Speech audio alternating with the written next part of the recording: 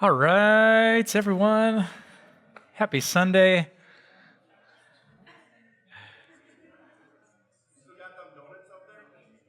Yes, I do.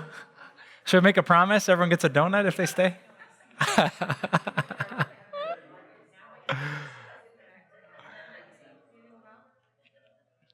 I love it. Well, thank you, everyone, for sticking around. I know it's a little unexpected audible here that we're calling for a chance to ask some Q&A. So what I'm hoping tonight is just to answer some really honest questions that real Christians have when it comes to God's design for our bodies and his gift of sex. So I'll try to be honest, but here's your job as I answer these questions. Some of you know that the last Sunday of every year, we have Question and Answer Sunday here at the Core, where you can ask any question. And my goal has always been not just to give you my opinion, but connect some scripture to that answer. So that's your job. Some of these questions are pretty specific. There's no Bible passage that uses all these phrases. So your job is to use your Christian mind and intuition to make sure I'm not answering with just, here's what Pastor Mike thinks, or here's what our church says, but here's what the scriptures have to say in guiding us in answers to these questions. All right, so here we go. I have a handful of questions, and if there's time left, I'll give you my phone number and you can text me yours. All right, the first question someone asked me is oral sex okay outside of marriage? You may or may not know that lots of people who grow up in kind of conservative Christian cultures, sometimes what people call purity culture, will think like sexual intercourse is this really, really, really big thing that's to be protected. And so it's why kids in the youth group are always asking, how close can we get to sexual intercourse and not break the rule? We made the promise, we took the vow, we had a special pledge, or we signed a form, or I'm wearing this promise purity ring. And so oftentimes they'll find that rates of oral sex or mutual masturbation will happen at skyrocketing rates for Christians raised in that environment. What's maybe helpful is to know how the Bible talks about the marriage bed and sex connected to it. So in Ephesians chapter 5, it says this in verses 1 through 3. Follow God's example, therefore, as dearly loved children, and walk in the way of love, just as Christ loved us. And among you, there must not be even a hint of sexual immorality or of any kind of impurity or of greed, because these are improper for God's holy people. All right, so it says, among you Christians, because you're God's holy people, there must not even be a hint of sexual immorality. The word sexual immorality that Paul uses there in the Greek language is the word porneia. And porneia was really connected to any kind of sexual expression that happened outside the marriage bed in ancient Greek culture. And so the short answer to the question would be, is oral sex okay outside of marriage? We would say no. Jesus said in Matthew chapter 5, if you look at a woman lustfully, it's like committing adultery in your heart.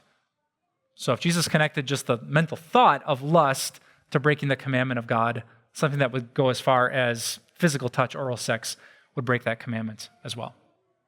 So Ephesians 5, Matthew 5, good answers to the question, is oral sex okay outside of marriage?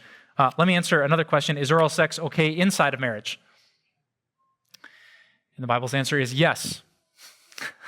If I told you the story, I recommended, I think in week 1 of this series, a book called Sheet Music. I bought 10 copies and I give it to lots of married couples. And I remember during premarital counseling, I think I'd given this or recommended this book, and a guy read it and he came back and he said to me, Pastor Mike, do you agree with everything in that book? And I said to him, well, it's been a couple years, what was in there? That makes you ask that question. And he says, well, sex outside of intercourse, is that okay? And I just looked at him and smiled and said, you're welcome. So yes, does God give a husband and a wife the freedom to enjoy, to explore, to experiment? Yeah, as long as they're not turning to other places, they have that wonderful freedom to enjoy their sexuality and to explore it together. So outside of marriage, oral sex crosses the line. Inside of it, it does not. Question number 2 was the most common question. This was asked double-digit times in the survey that I sent to our church family. I think I got 54 responses, and there was over 10 people that asked me this question. Is masturbation a sin? There are tons of variations of this. Some people just ask it flat out. Some people said, I'm single, a strong sex drive. Is masturbation okay? What if I'm not looking at pornography, then is it okay? Some married people asked it this way: what if my spouse can't have sex for a whole number of reasons? They don't have the desire. There's a pregnancy, a sickness, an accident. Someone said, what if I think about my spouse and I practice masturbation, then I'm not lusting after another person or turning to pornography? It's a hugely important question.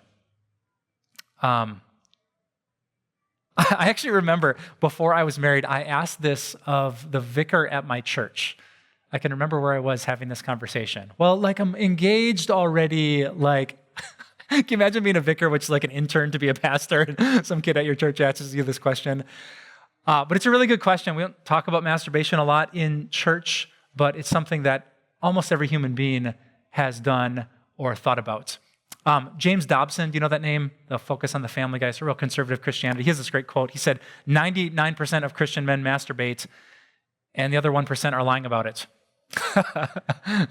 So exaggeration, but he meant to say, like, this is a real thing that happens to a lot of people, even those who love Jesus attend church. So what's the Bible's answer? Complicated would be my answer to that. In the church, we want to make sure we never add rules to the Bible, right?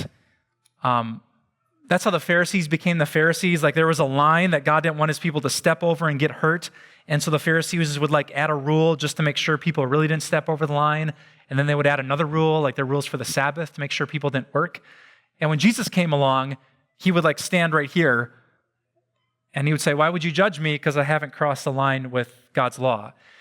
And so when it comes to sex, lots of Christian parents and lots of Christian churches, they're really concerned about sex is fiery, so we don't want people to sin. So, we're going to add a law here and then another one there, and we're going to say you can't do these things and that. And so I really want to be careful when I answer this question that I'm giving you, God's answer and not just some man-made bit of advice. So the fact is, the idea of masturbation, the word masturbation, doesn't appear at all in the entire Bible. So we have to kind of rely on some biblical principles to guide us. And I think probably the biggest principle to guide us would be Jesus' words that I quoted before. So Matthew 5, Jesus said, if anyone looks at another person lustfully, they've committed adultery in their heart. So if masturbation was going to happen in some godly way, you couldn't be looking at pornography. You couldn't be fantasizing about another person that you're not connected with. That would be a clear crossing of Jesus' line of lust. There's a woman who's not a Christian last month who was like grilling me about our church's view of masturbation. The interesting conversations I have as a pastor. And she said, well, what does your church teach about masturbation? Do you think it's wrong that no Christian can do it? And my response to her said, well, we don't have a strong official teaching on masturbation, but we do on lust, because Jesus said you shouldn't lust after someone in your heart. And she looked back at me and she said, how can you masturbate without lusting? And I thought that was a pretty honest response, right? So it's not a black and white, you can't, but in practice, could a person, reach that point sexually just by thinking about the paint drying on the wall? Would be pretty challenging, right? So I want to have a hard line with lust and just ask people to ask honest questions about masturbation, right? What about the idea, what if you think about your spouse, if you're married? Let's say you're the higher desire partner in the marriage. You're thinking of them, so you're not lusting after someone else's wife. Would that be okay? And my Bible answer to that would be maybe. Maybe. 1 Corinthians chapter 6. Now, let me read it to you. The Apostle Paul is talking about sexuality in that section. And the Corinthians had questions about how they would use their bodies. And Paul quotes them in verse 12 of 1 Corinthians 6. I have the right to do anything, you say. But Paul responds, but not everything is beneficial. I have the right to do anything, you say. Paul responds, but I will not be mastered by anything. So here's probably my concern with masturbation. While I couldn't say it's a black and white sinful thing to do, is it beneficial for your marriage? And do you become mastered or enslaved to it? Right? So beneficial, I would ask, God gave us a sex drive to drive us towards loving, serving, and connecting with our spouse. And lots of times, as we talked about in week 2, that's work, right? I know if I'm going to connect with Kim, I have to love her, serve her, I have to know her. I have to meet her needs. Well, if masturbation is an option for me, that's a pretty easy way to get sexual pleasure without the work. And in a sense, this thing that God designed in my body to drive me towards my spouse, I can circumvent it and just kind of be a little bit lazy and a little bit selfish, right? So I want to be cognizant of that. And then, I've studied a lot on the way the brain works. Some of you know I'm the chairman of a ministry that helps people with pornography. Do you know what happens in your brain when you connect like a sexual experience and going all the way through orgasm? They say the dopamine that's released in your brain is like using crack cocaine. So if I'm, hiding away, going to the shower, locking the door of the bathroom, my brain is training itself to like desperately crave that experience again. My brain is releasing something called epinephrine, which is going to remember when that happened.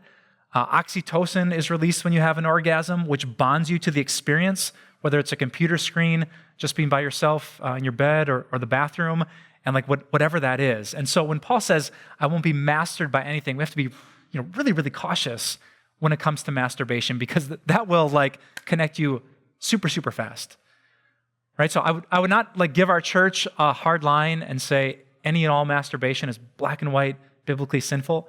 I would say it's probably really, really dangerous, and if at all, should be used with great caution. I heard one pastor say, what if you're in the military?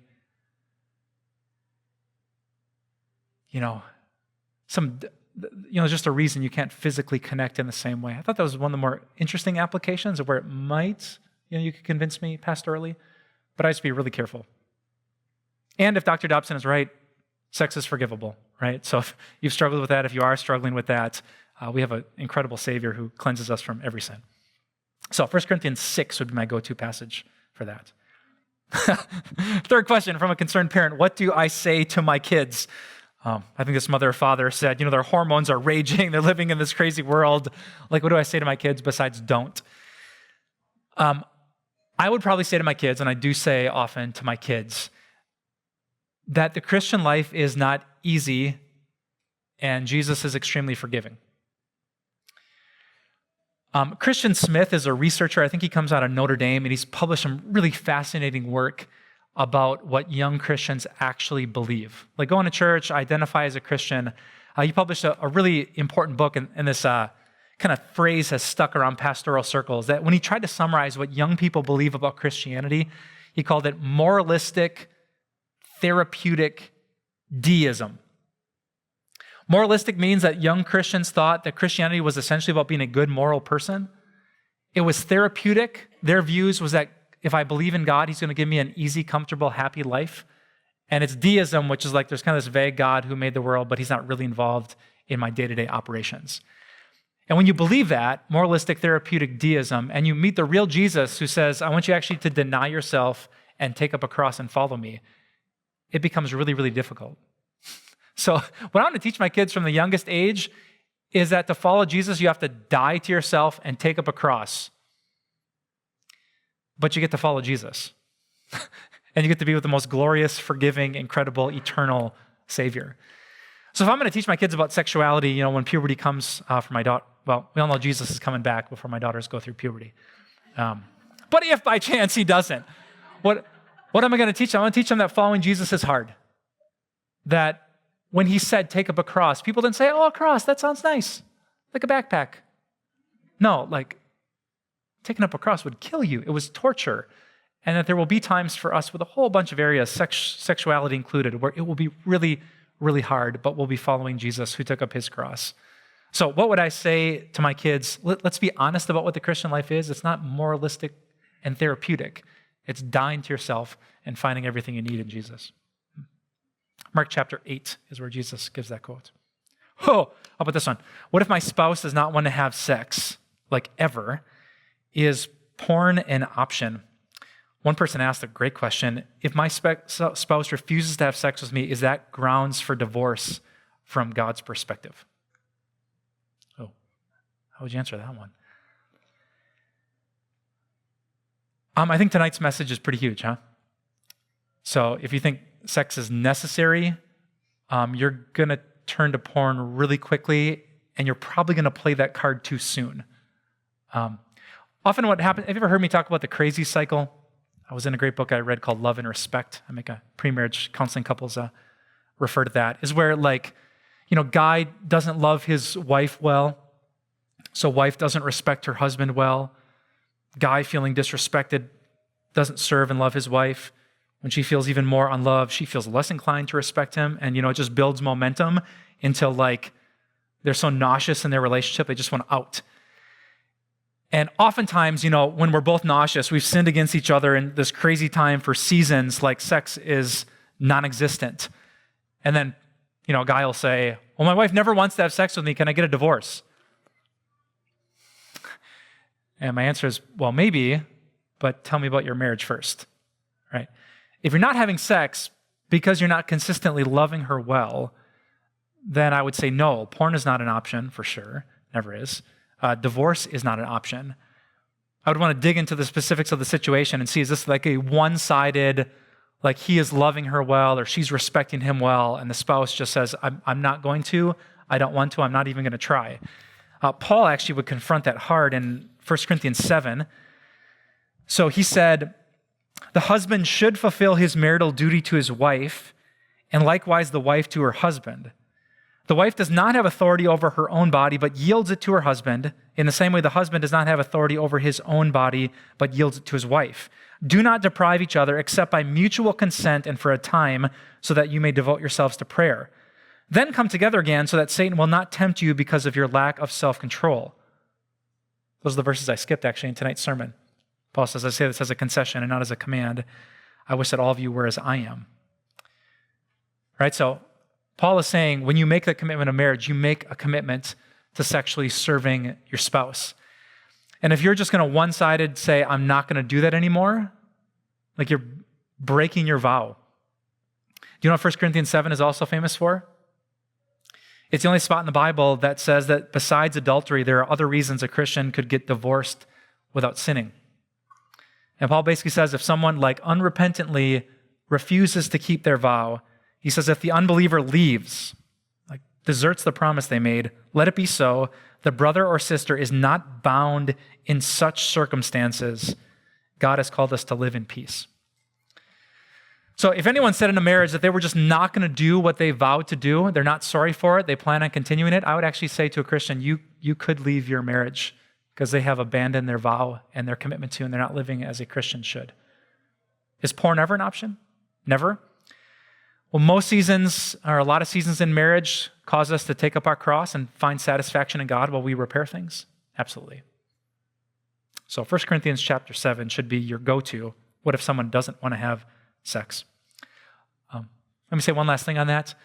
There are a lot of people, I've met a number of men like this, who will use that passage as a weapon to try to force their wife into sex when they're not loving her well. And I would say, bro, before we talk about your bedroom, we need to talk about your heart. There are passages in the Bible that say a wife should respect and submit to her husband, and a husband should love their wife. But if in marriage we're using those passages to force someone to serve us, we're actually being selfish. So John and Lacey here are going through my pre-marriage, we're meeting on Sunday again, right? All right, I'm going to tell John pretty bluntly, the passage that a wife should respect her husband is not for John to read, memorize, and quote often. His job is to read what comes after that. A husband should love his wife and give up everything for her. So we have to be really careful we don't use 1 Corinthians 7 as a club to force someone into sex when we're really not connected with them because we're not loving and serving them well. All right. How about this? Man, I wanted to find this dude and shake him. Should you talk to a spouse who wants to have sex with you but has, quote, let themselves become unattractive? I see so many people who are out of shape, and it makes me sick. Dude. I just want this this is a guy who asked me online. So this wasn't a member of our church, but if he was, I would say, how about this? You come up on stage and ask the question and just look at everyone's expressions and you will know the answer. Wow. Actually, no, I did have a counseling case, not a member of our church, but a year ago, a newlywed couple. She was really into fitness, and he was too, and then I think he was battling depression a little bit, and he had put on quite a bit of weight just in the first year of their marriage, and it bothered her, and she was very cognizant of it. She's like, I know this seems like petty and small, but it's just like we were so into taking care of ourselves physically, and now it seems like he doesn't, and should I say something, or what do I say? Many of you know, if you've struggled with like body image issues or putting on weight, like you're probably more cognizant of that than anyone in the world, right? And if the goal of a partner is to make us feel loved and respected, like bringing that up is probably not a good idea. There are better ways to inspire someone to take care of the body that God has given them than to point out that they have, quote, become unattractive. I got you a Weight Watchers subscription for Christmas, though. It's going to get better. Like, no. Probably the best thing you could do is just to invite someone to join you, right? Like when you want to get someone to come to church, say, I really get a lot out of church. I'd love to have you come with me. I'm going out on a walk. I'd love for you to come with me. Hey, I really want to try to eat healthy. Do you want to join me? So is that something to be concerned about? Sure. Should I be cognizant that I want to love my wife? And if, me staying in shape is a way to love her, I should be cognizant of that. So let's not dismiss it, but let's also be careful. Like we have this American standard of what attractive should look like, and forcing people into that, sometimes who weren't born with crazy metabolism, is a pretty unattainable standard. So I would say treat others as you would want to be treated. Matthew 22 is probably a good passage to address that. I didn't quote a Bible passage, right? So just saying, dude, you're an idiot, probably isn't a perfect answer. I think we all have your back. You got my back? You and Mean Mug, whoever the person was that asked that. All right, how about this? This is talk about in-depth. Someone asked me, does anything go when it comes to sex? And they listed probably 15 things, sexual positions, they said sexual toys, role-playing, really got in deep with some specific answers. Probably connect a little bit to some of my previous answers. I would say, how many of you have actually read the book of Song of Songs in the Old Testament? Half of you, maybe a little bit more. Like if you would read it, you would be like, oh, this isn't like God saying sex is all right. Like these are two people who are very passionate and very comfortable. There's one part, some Bible commentators think is it the husband who talks about the dance of Mahanaim? And some people think it was like an early striptease that this woman was doing. There's tons of obscure, but not so obscure references to oral sex both ways in the book of Song of Songs. And so if you kind of grew up with this really conservative, shameful, puritanical, like missionary position is the only thing that goes, like Song of Songs, which was inspired by the Holy Spirit, would blow that out of the water. And so when it comes to specific things, probably I'd go back to 1 Corinthians 6 and say, is it beneficial for you? Are you both comfortable? If a husband and a wife's job is to love and respect each other, forcing someone, if I have like this desire, but my wife isn't comfortable with that, or vice versa, like going down that road would not be a wise thing. But am I going to add a bunch of rules about what you can or can't do? The answer is no. Communicate well, talk about things, explore sexually. That's all in the bounds of a Christian freedom. So read Song of Songs, I said, was my note on my piece of paper.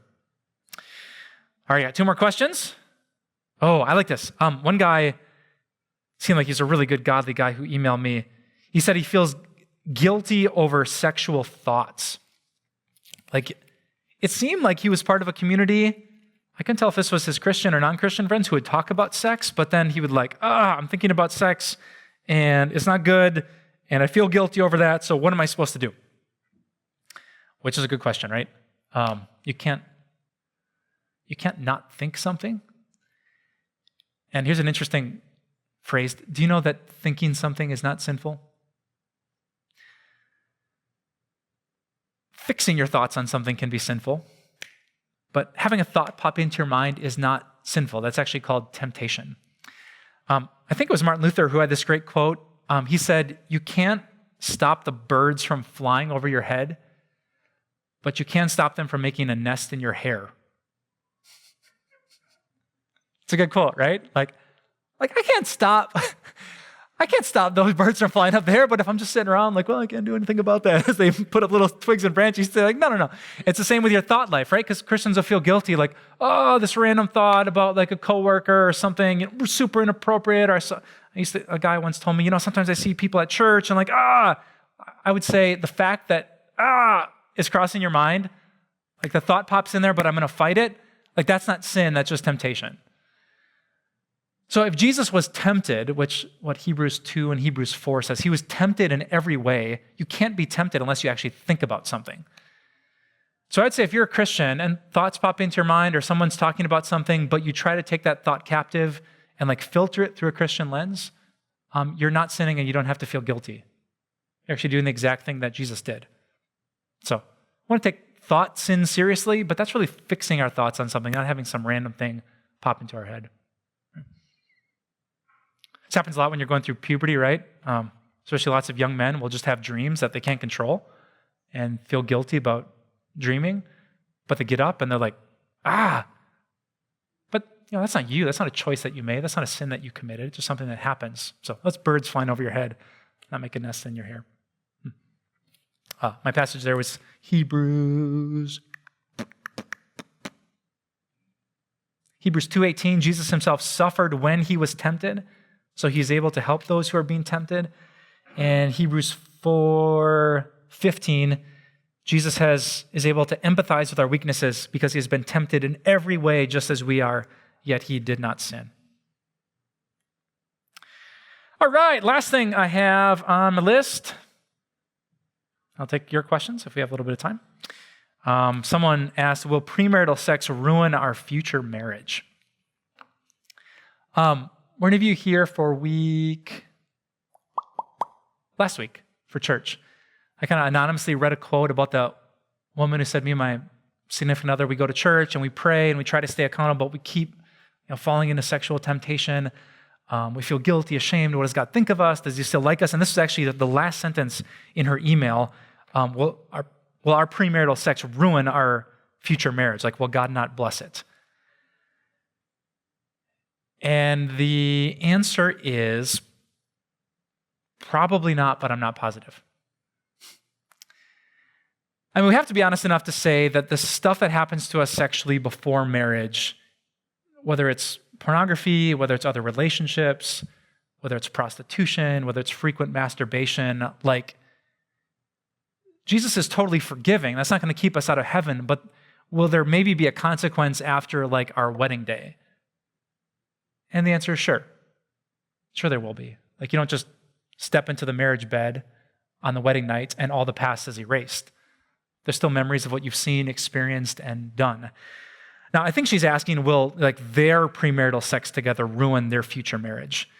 I don't think it will ruin it. I just think it will stunt its growth. Do you know that sex can be an easy way to not talk about important things? Right? Like, if you've had an argument, you heard of make-up sex before? Like, we've had an argument, but then we just jump into bed and now the chemicals go off and we're feeling really good. And what were we arguing about? I'm not sure. It doesn't seem that important right now. I think one of the reasons that God asks couples, even if they will be married, to wait is because not having sex actually forces you to connect in other ways, to communicate well, to deal with issues.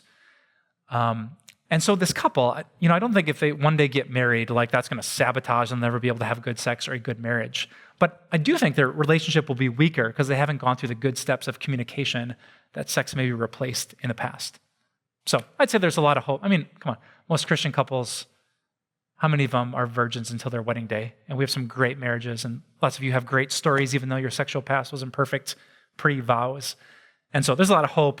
Jesus is forgiving. He rebuilds things. But if I'm going to say to a couple who's not married yet, is it a really wise idea for you to wait, hold off, ask for self-control? The answer would be absolutely. Do I have a Bible passage to prove that? No. I'm trying to think now. I gave you an answer, which was my opinion. I'm trying to think of my Bible knowledge to back up what I think. I'm going to think about that a bit. I think just the idea that God's plans are best for us, like it's not going to be better for our marriage to break some of his commandments. So believing that God has the best plan for our future, kind of those passages would probably fit in there well. All right.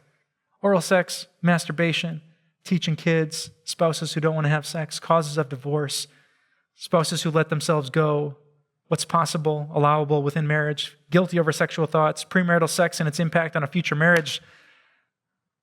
Those are some good questions. All right, it's 7:17.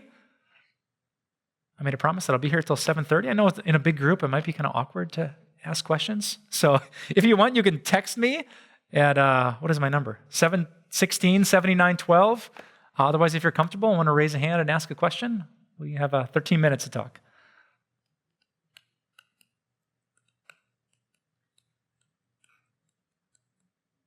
Isaiah. Sorry, I just wanted to pick out the name of a teenage boy here to be as awkward as possible. What are your thoughts? Let's discuss.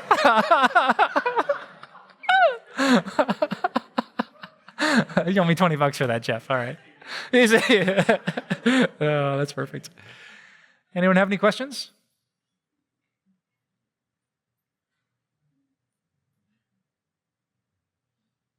Going once?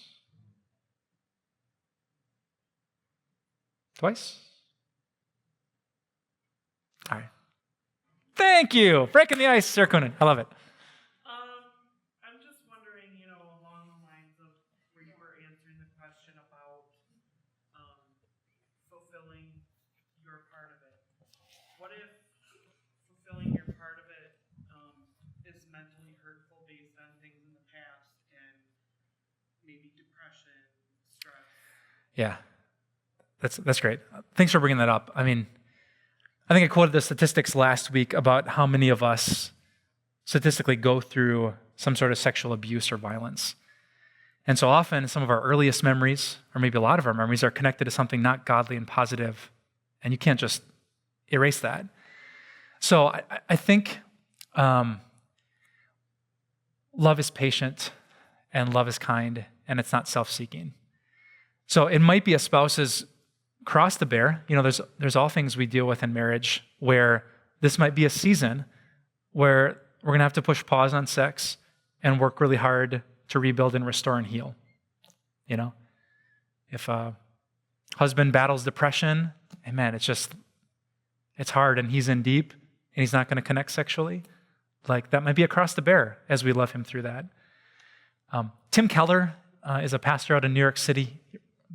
Probably the best book on marriage I've ever read is The Meaning of Marriage by Tim Keller. He and his wife wrote it.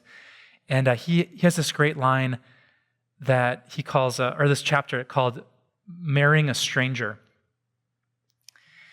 And he says, because you have no clue who your spouse is going to be in a year or 5 or 10. And when you take a vow to love in sickness and in health, you're saying, there's going to be some strange person 7 years from now that I haven't met yet, and I'm making a vow to love them. And that person, maybe something comes out about their past or their childhood. Maybe depression gets deep and you didn't know that when you made that commitment. So I think we want to work through it as much as we can. We want to address it through counseling, healthy exercise, everything that we can do. But would I want to force someone into sex because of 1 Corinthians 7? No. 1 Corinthians 7 even says there are times you should take a break to pray about things spiritually. So Paul even knows about the marriage covenant, and yet he's saying there are going to be times when this isn't just a regular thing in marriage. So our greatest call is to love our neighbor, not to have sex. So that would trump it, I think. I get to the heart of your question? Thanks for asking. Other questions?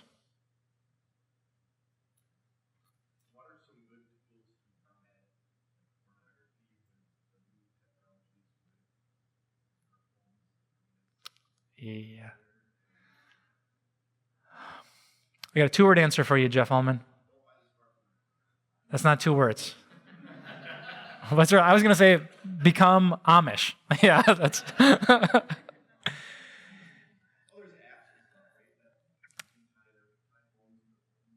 Yeah. Yeah, it really is. Man, is it difficult. So some of you know my story that I had a lengthy addiction to pornography. And what helped me and what still helps me is just having wise boundaries to know yourself, right? So I have on my phone, in the back there's my accountability partner, Shane Johnston. So on my phone is a program called Covenant Eyes that every website I look at on the phone, Shane will find out. So if anything is red flagged, it will send an email to Shane, and within a day or two, he's going to text me and say, hey, what's up with this? So I think sometimes just that hesitation is the Holy Spirit's in our heart, but sometimes we forget about the Spirit, and the sinful nature just rushes headlong into a sexual sin. So I think having some good boundaries like that to give the Spirit some time to think is really, really wise. Covenant and I sent an email to Shane the other day. I was at Fazoli's with my daughters, and the little advertisement for the desserts was like this apple pie ice cream thing, and it said, try our new apple pie crustada. And I said, girls, what's a crustada? And they said, I don't know. I said, let's Google it. And Covenant Eyes blocked it. And it sent an email to Shane, Mike Novotny searched for a crustada. And I thought, is that some Italian sexual thing, the crustada? So yeah, apparently it's very, very cautious. So one, I just think in a digital age, as long as you can put off getting a smartphone is wise. If you're going to choose that as a parent, have Covenant Eyes, just have an agreement I'm going to find out, kids, everything that you're looking at. We're going to talk openly. But I think the best thing if you're raising kids in the digital age is to talk about sex and especially Jesus' forgiveness of it so often that they don't fear talking to you about it.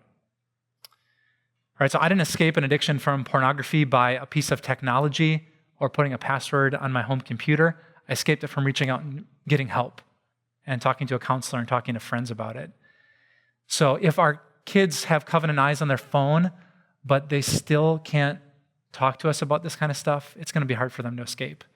But if they know when they mess up, they can come to Dad, and he's going to be cool and give the gospel and help and encourage and pray. That's the best weapon. James 5, verse 16 says, confess your sins to each other and pray for each other so that you may be healed. So that's the best advice I'd give. Be smart. Don't have a TV. I grew up before the internet, but did I know what channels at what time? Did I know what was on MTV or E! Network or what the Girls Gone Wild commercials? As a 16-year-old, I knew exactly when that was on, and I looked at it. So it wasn't just phones. It could be what gets into our kids' bedrooms, private spaces. I would never let my kid use a phone behind a closed door, right? I'm going to grow up as my kids grow and find out that I'm a naive parent. And there are a lot of battles that you ideally want, but it gets pretty difficult in practice. But I'd have pretty high standards for that. So don't just tell them what, tell them why. So I just wrote a book about pornography called From Dirty to Dancing. And you can check that out on Amazon or mph.net. There's some good tips in there too. Come on, Jeff. I think I just got my first check from the publishing house. I make 40 cents a copy. So I could buy a value meal if all of you buy it. Great question. Thanks for bringing that up. Yeah. 7:25, 5 minutes. What other questions you got? Pastor. Not a question, but just to emphasize what you just said, so everybody knows when you do get something like Covenant Eyes is essential. I think you have to do it, but at the same time, you recognize there are ways kids figure out to get around that. That a Game Boy has access to the internet, and just be aware of that. And so to limit where they can use their devices, you mentioned that's worth emphasizing again. We do not allow devices to go in bedrooms ever. And we intentionally set up our home computer in a very visible place where you can't hide the monitor, so that anytime you could accidentally walk by and see what they're doing on it. And just wise things like that help curb their sinful nature and help you be a good parent. Yeah. So true. It's working with people, 99%, it's phones and tablets. It's devices they can take to private places. So, yeah, when I escaped my addiction, that was the first thing we did. The computer was in the basement, and so we moved to the main level, and we just put a password on it, and that was such a huge help. So I was like a 20-something-year-old guy saying, honey, can you log me onto the internet? which was kind of embarrassing, but it was really wise, and it helped. So most people have a pattern. This time of day, I'm bored, I'm tired, I'm frustrated, I'm angry, I'm lonely. predictable patterns. So if you kind of track the patterns and try to cut off those places and locations, that can be really helpful. Nice. 2.5 minutes to go. Who wants the last question?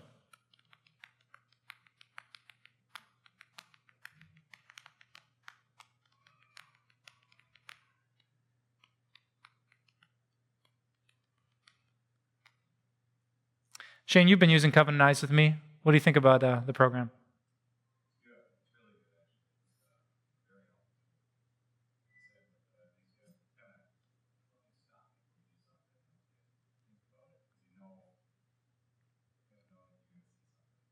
Yeah. Yeah, there are better, the best motivation is to make a good choice because you love Jesus. But God uses a lot of motivations. Fear of embarrassment, consequence. I face that, I'll be tempted by something and be like, I don't want to tell my life group about this. Like we're an honest group. I'm either going to have to lie to them or let's just not do it. This isn't worth it. Short-term pleasure and long-term pain. I don't want Shane to find out about this crostata thing. I shouldn't have Googled that. Hey, can I leave you with the most amazing story that happened to me this weekend? So some of you know Friday is my date night. I look forward to it. Kim and I go on a date, go out to dinner. And I had to drive. I got to do a Bible study with some of the people who run Quick Trip and some of the men from their church yesterday morning. So Friday night I had to drive over to La Crosse on Alaska area and do the Bible study on Saturday morning. Well, would you believe it? Kim and I have our biggest fight that I can remember in recent history on Friday morning. Do you know what it was about? 3rd grade basketball. Our 3rd grader had an opportunity to play basketball. It was a bunch on Saturday, and I'm so militant about protecting Saturday time, and I was just an idiot, and instead of discussing it, I just made a hard, authoritative, you know what I said before about not being the guy who says, you're supposed to respect me, the Bible? I actually did that on Friday. Yeah, it was really bad. So I sent a text to some of my friends in the back from my life group and said, man, just pray for me. I'm being selfish. I need to humble myself. Well, pick up Kim to go out to dinner, and we get into round 2, and it's bad. It was so bad. I actually drove around town because I didn't want to stop at a restaurant and be the pastor who's arguing with his wife in a public place. And we come back home, and we argue all the way until I have to leave. Just bad. Just, ever been in an argument where you want to win so badly you forget what you're arguing about? You're just looking for any weapon to prove that. It goes one of those. I haven't had one of those in a long time. So we make a couple good steps in a good direction and apologize to each other and hug and kiss. And then I get in the car, of course, with my own thoughts. And so I'm driving on all these back little roads to try to get to La Crosse. And I need to stop for dinner. And I keep trying to push it, going past places. And finally, oh, I'm so hungry, I need to stop. I stop at a Subway in Necedah, Wisconsin. And I go up there. There's this 17-year-old working he's my sandwich expert for the day. And I said, how's it going, man? And he said, no, okay. I said, that doesn't sound so good. You all right? He said, well, my day's getting better. I said, oh, what happened before? He says, well, sir, my girl and I got into a fight. I said, really? He says, but you know what, sir? Everything gets better when the man apologizes. I said, what? I said, Kyle, did God tell you to say that to me? And he said, I'm I just had a fight with the woman I love. And he's like, you did? You should apologize. I'm like, yes, I should. Kyle, thank you. No, I don't want that toasted, but yes, I should. I should apologize. I'm how did you know that? No joke. I get to the end of the line, and I'm about to go to the Quick Trip people to tell them about Jesus and being honest and accountable. And he says to me, hey, sir, can I give you a bit of advice? And I said, sure. He says, before you go back and see your girl, you should stop at Quick Trip and get her some of those chocolate brownies. I'm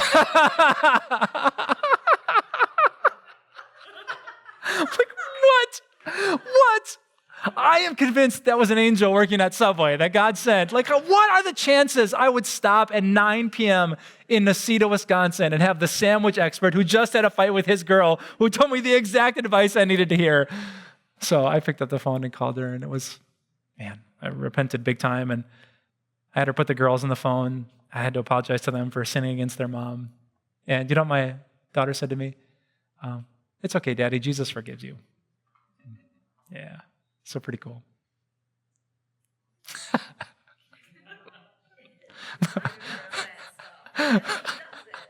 So crazy. Before I left, I made Kim smile after our argument. I said, well, at least we're not arguing about sex. To which she said, and you're not getting some. I said, I did preach on that. You got to work. You got to be more connected than that. All right. Thank you guys for staying so long. I kept you 2 minutes afterwards.